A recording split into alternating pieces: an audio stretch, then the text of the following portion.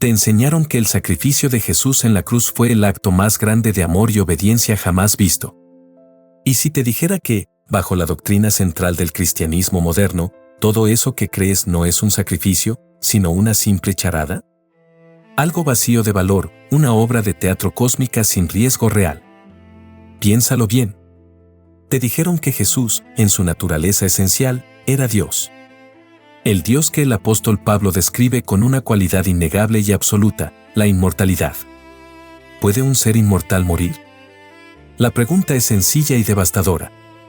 Si la respuesta es no, si Jesús era, en esencia, Dios, su sufrimiento en la cruz fue temporal, su muerte imposible, y su resurrección, predecible, inevitable, y por lo tanto, un acto sin mérito. Toda esa tensión dramática se desvanece. Toda la nobleza de su obediencia se convierte en una farsa garantizada.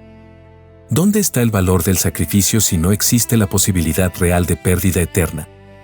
¿Dónde está el mérito del Hijo si no puede fallar? Esta contradicción no es un misterio. Es el error lógico que nos impide ver la verdad radical y poderosa del verdadero Mesías. No estás solo si has sentido esa incomodidad al intentar conciliar la muerte con la inmortalidad. Es una tensión real y tiene una explicación profunda que se encuentra en la propia definición de la deidad. Hoy, voy a presentarte un manifiesto basado en la coherencia y el texto bíblico. Vamos a diseccionar este concepto hasta desmantelar la idea de que la muerte de Jesús fue un simple truco divino, para que puedas encontrar una fe basada en una lógica inquebrantable y un sacrificio genuino. Si quieres descubrir más conceptos como este que transforman tu visión del mundo, suscríbete a este canal donde exploramos las ideas más poderosas para tu vida. Establezcamos nuestra tesis central. Si Jesús de Nazaret fuera el Dios inmortal en su esencia, su sacrificio sería lógicamente irrelevante. Fíjate en cómo esto funciona en la realidad. Imagina esta escena por un momento: un superhéroe con un traje invulnerable se lanza al fuego para salvar a una persona, pero el fuego no puede hacerle daño. ¿Lo llamarías sacrificio? Por supuesto que no. Lo llamarías un rescate heroico, pero no un sacrificio en el sentido estricto, pues el costo para él fue cero. Lo realmente interesante aquí es que el cristianismo tradicional nos pide que creamos en un escenario teológico similar. Cuando la Biblia, el libro más profundo y fascinante jamás escrito, nos habla de Dios, nos da atributos inmutables. ¿Sabes lo que más me fascina de esto? El apóstol Pablo, en 1 Timoteo 6:16, nos dice que el Padre solo Él tiene inmortalidad. ¿Captaste la palabra clave? Solo. Este es un atributo exclusivo del Dios que creó el universo. La inmortalidad no es algo que se pueda suspender, compartir o desechar por un fin de semana. Es la propia esencia de lo que significa ser Dios. Ahora, si aplicamos este principio a la doctrina de la Trinidad, donde Jesús es considerado Dios Hijo, coigual y coeterno al Padre, nos encontramos con un muro. Si Jesús es Dios en este sentido, por lógica, Él debe compartir esa inmortalidad inalienable. Y si es inmortal, por definición, no puede morir. Aquí viene lo realmente interesante. Si en la cruz solo murió el cuerpo físico, pero el ser Dios Hijo, la naturaleza divina, permaneció viva, intacta y, de hecho, imposible de matar, que se sacrificó realmente. La respuesta es, una naturaleza humana temporal y separable. Pero eso reduce el sacrificio a una transacción puramente material, sin el costo supremo que lo hace valioso. Piensa en la experiencia cotidiana de un padre que sacrifica su vida por su hijo.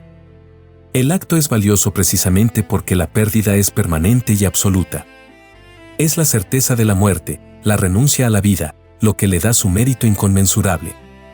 Pero si ese padre supiera con certeza que en 3 días resucitaría, ¿seguiría siendo el mismo tipo de sacrificio? No. Sería más bien un préstamo de vida, un riesgo mínimo. Y aquí la palabra riesgo es fundamental. Déjame mostrarte algo asombroso. El concepto de la Trinidad convierte la obediencia de Jesús en una charada también. Si Jesús era Dios, Él es omnisciente, omnipotente y perfecto. Él sabía el resultado de cada paso y, lo más importante, su voluntad era la misma que la del Padre, por definición.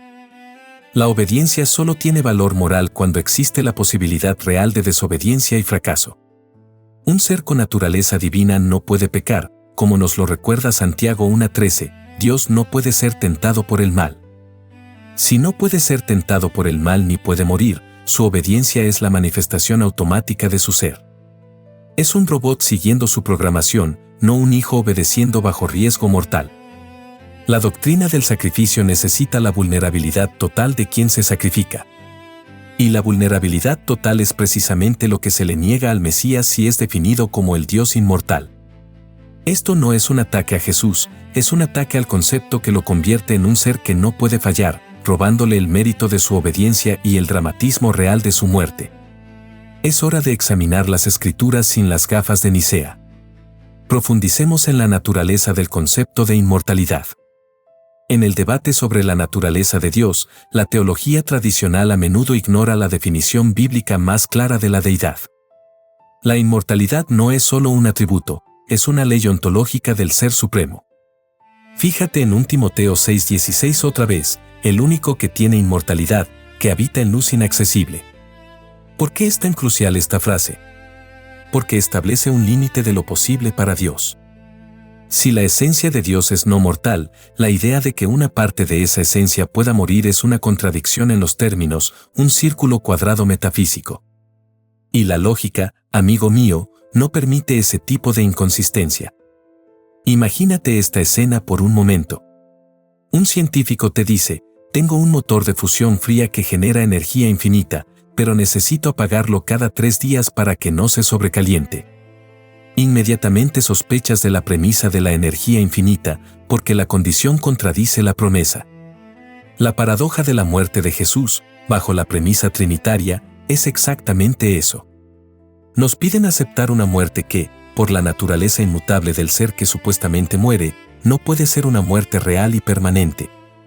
La inmortalidad también implica la incapacidad de ser tentado. Aquí viene lo realmente interesante.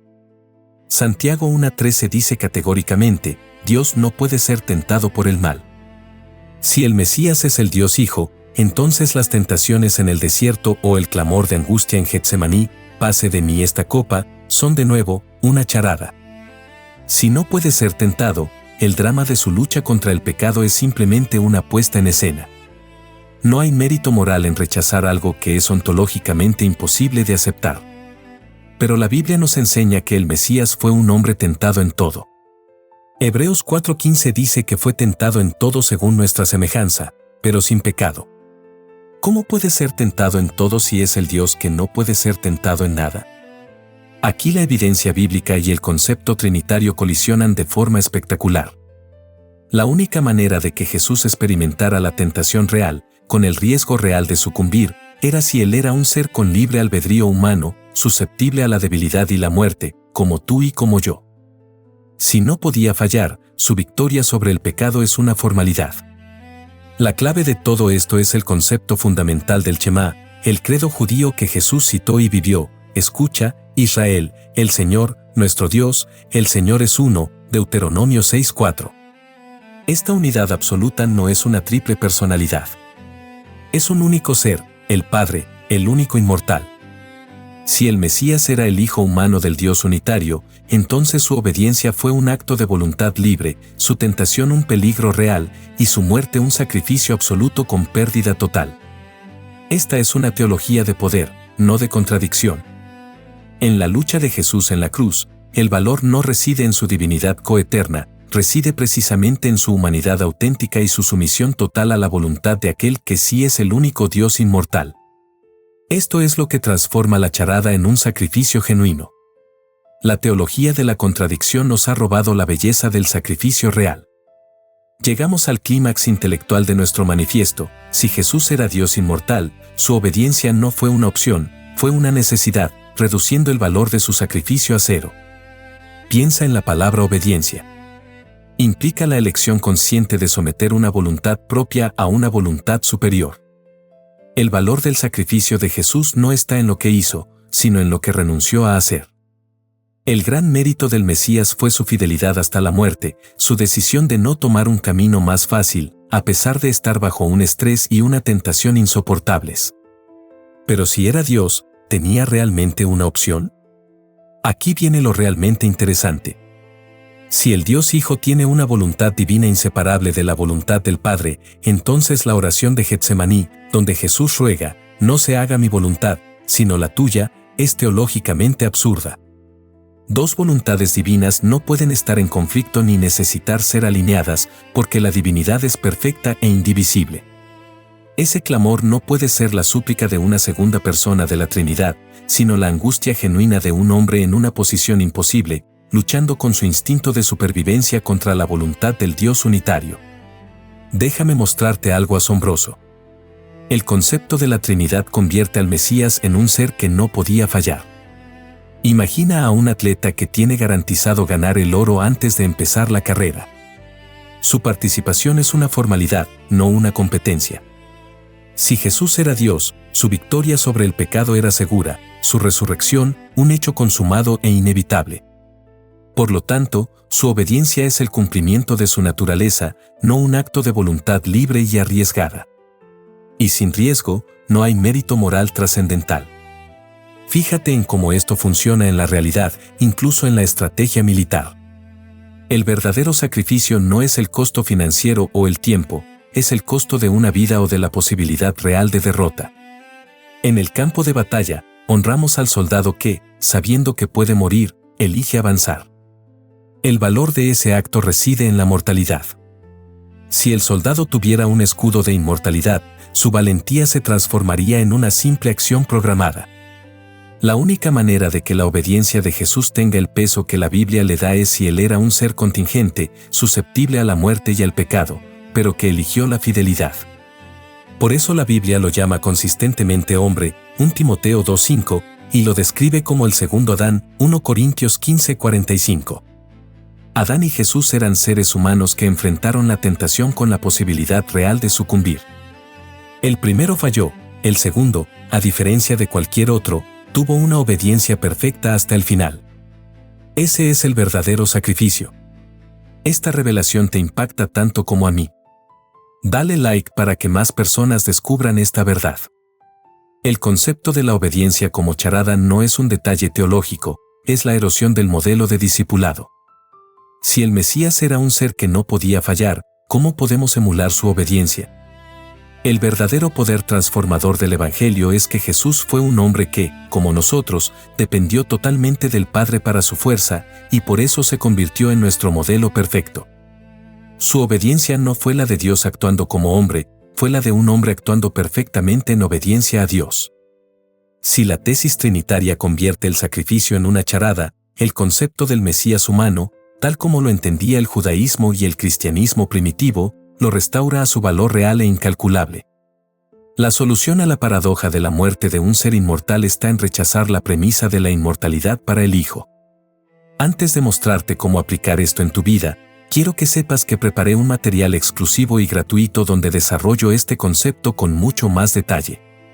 Está en el enlace de la descripción, descárgalo ahora. El concepto bíblico del Mesías es de un ser humano, un descendiente de David, elegido y ungido por el Dios unitario, el Padre, para cumplir una misión divina. Piensa en el Salmo 110, 1, dice el Señor a mi Señor. Los textos hebreos nunca mezclan al Dios único, el Señor, Yahvé, con el Mesías subordinado, mi Señor, Adoni. La genealogía es crucial, la Biblia se esfuerza por demostrar que Jesús era un hombre, el hijo de David, para probar que él era el Mesías profetizado. Si él hubiera sido Dios coeterno preexistente, la genealogía humana carecería de sentido. El modelo de obediencia de este Mesías humano es lo que nos transforma. Su obediencia fue un acto de fe y dependencia total. Imagina que eres un escalador. Tienes que subir una pared vertical y sabes que, si caes, mueres. El valor de tu ascenso está en tu habilidad, tu entrenamiento y la confianza que pones en tu equipo. Ahora, si tu cuerda estuviera atada a un arnés que sabes que te teletransportará de vuelta al suelo si caes, ¿seguirías sintiendo la misma presión, el mismo riesgo? El Mesías humano escaló esa pared sin el arnés de la inmortalidad ontológica. La verdadera aplicación de este concepto es la posibilidad de la victoria. Si Jesús, siendo humano, pudo resistir la tentación y obedecer hasta la muerte, entonces su victoria es un modelo que podemos emular. Su obediencia no fue una excepción divina, sino el pináculo del potencial humano bajo el poder del Espíritu de Dios. Esto es lo que transforma la perspectiva. Fíjate en el credo de la Iglesia primitiva, antes del Concilio de Nicea, 325 después de Cristo. Los primeros cristianos, la Iglesia de Jerusalén, creían en un Mesías que era el Hijo de Dios por designación, un hombre exaltado. El apóstol Pablo, en 1 Corintios 8:6, lo sintetiza así: para nosotros no hay más que un solo Dios, el Padre, y un solo Señor, Jesucristo. No hay tres personas. Hay un solo Dios, el Padre, y un solo Señor, el Mesías. Esta es la visión dual que respeta la unidad de Dios y la humanidad y señorío del Mesías. Este concepto del Mesías humano da un valor renovado al acto de la cruz. Lo que se sacrificó fue una vida humana irreemplazable, libre de pecado por elección, con el riesgo total de la aniquilación eterna. No fue un truco, fue un sacrificio verdadero. Y ese sacrificio tiene un poder infinito para la expiación, porque fue la máxima obediencia que un ser contingente podía ofrecer. La charada teológica se consolidó en la historia por una confluencia de filosofía griega y política eclesiástica, no por revelación bíblica. Esta es la tragedia post-apostólica. El concepto de un Mesías humano fue reemplazado por la idea del logos filosófico preexistente, haciendo que el Evangelio perdiera su lógica interna. El problema comenzó cuando los teólogos cristianos, al intentar hacer la fe respetable ante el mundo greco-romano, empezaron a utilizar categorías filosóficas, como el logos o el ser eterno, para definir a Jesús. El Mesías de la Biblia, el descendiente de David, se fusionó con el concepto platónico de una deidad inmutable. Aquí viene lo realmente interesante. Este proceso tuvo dos consecuencias catastróficas. Consecuencia 1, la devaluación del sacrificio. Si la cruz es un truco divino, como hemos argumentado, el drama de la redención se vuelve superficial. El Evangelio deja de ser la historia de un hombre perfecto que vence el pecado por su obediencia y se convierte en una historia de la divinidad fingiendo su propia muerte. Esto nos roba el modelo de la fe. ¿Cómo podemos imitar un acto que no es humanamente replicable? Consecuencia 2, la charada de la tentación. Al hacer a Jesús ontológicamente incapaz de pecar, el cristianismo tradicional destruye su valor como sumo sacerdote y mediador. Hebreos 4:15 dice que Él es nuestro mediador porque fue probado en todo. Su capacidad de simpatizar con nuestras debilidades se basa en que su tentación fue real. Un sumo sacerdote que no pudo fallar no puede entender completamente nuestra lucha. Fíjate en cómo esto funciona en la realidad con la analogía de la justicia. La justicia es valiosa cuando es imparcial. Si el juez no puede ser sobornado por su propia naturaleza, su integridad es un hecho. Si el Mesías no podía pecar por su naturaleza, su perfección es un hecho. Pero el Mesías es nuestro modelo, y los modelos son valiosos cuando demuestran lo que es posible bajo la ley de Dios, no lo que es inevitable por la ley de la ontología. Déjame mostrarte algo asombroso sobre la lógica. La doctrina de la Trinidad, al hacer a Jesús coigual e inmortal, tiene que recurrir a la noción de la comunicación de propiedades, la idea de que sufre en su humanidad pero no en su divinidad. Esto no es una explicación, es un intento desesperado por sostener una premisa insostenible, creando un ser híbrido y contradictorio, un Frankenstein teológico que no se parece al Mesías de los Evangelios. El concepto que debemos abrazar es el del Mesías resucitado que obtuvo la inmortalidad como recompensa a su obediencia. La Biblia dice que Dios levantó a Jesús, Hechos 2:24. Esto implica que Jesús estaba muerto y que no se levantó por su propio poder divino, sino por el poder del Padre. El Jesús resucitado fue el primer ser humano en recibir la inmortalidad como don y recompensa, lo que lo convierte en la primicia de los que duermen, 1 Corintios 15:20, y en el modelo para nuestra propia resurrección. Él no era inmortal, se la ganó. Ese es el verdadero poder del Evangelio. Esto no es una charada, es el plan de salvación. Ahora ves el sacrificio de Jesús de manera completamente diferente. Hemos desmantelado el error lógico fundamental. Si el Mesías era el Dios inmortal, su obediencia no fue una opción, su muerte una charada, y su sacrificio un acto sin valor moral. El concepto verdadero nos revela a un Mesías humano, susceptible a la tentación y a la muerte, cuya obediencia genuina y total fue su mayor acto de valor, y cuya resurrección no fue inevitable, sino la recompensa dada por el único Dios, el Padre. A partir de hoy, cuando escuches hablar del sacrificio de Jesús, recuerda esto: el valor de la cruz reside en la mortalidad del que estaba colgado en ella. El Mesías es tu modelo perfecto porque, siendo hombre, demostró que la obediencia radical y la fidelidad hasta el final son posibles.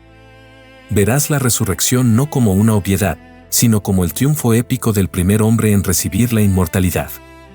La única recompensa de la obediencia es la obediencia misma, pero en el caso del Mesías, fue la vida eterna. Este canal existe para descubrir juntos las ideas que transforman vidas y devuelven la lógica a nuestra fe. Suscríbete para el próximo video donde exploraremos la clave genealógica de David que refuta la preexistencia eterna. Nos vemos allí.